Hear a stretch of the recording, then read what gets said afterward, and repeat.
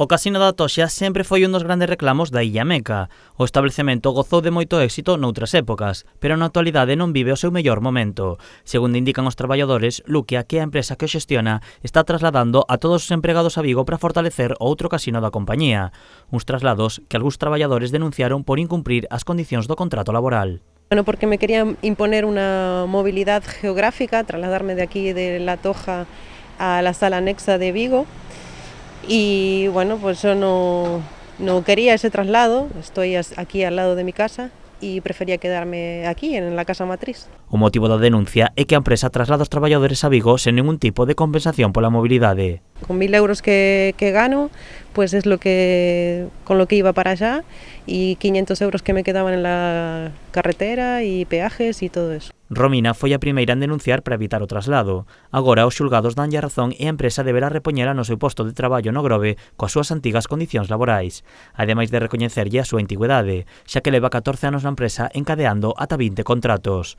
Moitos compañeiros non acudiron ao xulgado por medo aos despidos. Hubo quien no se quería ir, pero al final, pues por mantener el puesto de trabajo, por seguir trabajando y tal, pues aceptó marcharse pese a los gastos que todo eso conllevaba, ¿no? Os traballadores denuncian que o obxectivo da empresa é desmantelar o Casino da Atoxa. Segundo indican, todas as mesas dos campeonatos de póker foron trasladadas a Vigo, ao igual que a mesa de blackjack e todas as ruletas a Gasunha.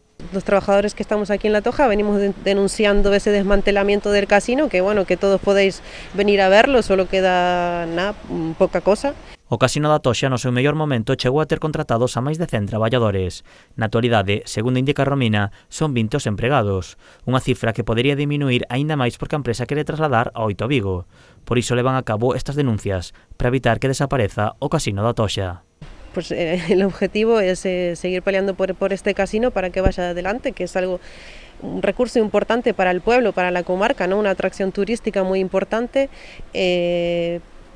Podría funcionar perfectamente si quisieran y claro que sí, o sea, mi sentencia, mi juicio, mi lucha no solo es por mí para quedar aquí, sino porque levantemos esta isla y que vuelva a ser la isla soñada, ¿no?